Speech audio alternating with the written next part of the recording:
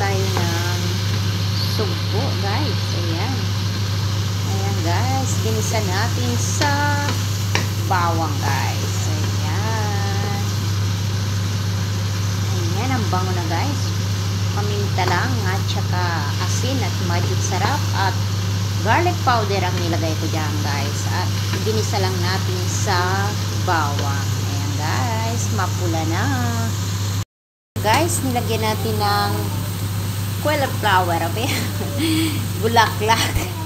Ayan, guys. Para healthy ang ating pagkain. Kailangan lagi tayong may gulay dahil hindi na tayo pabata, guys. Patanda na. So, ayan. Palutuin natin ang ating cauliflower. Masarap na gulay.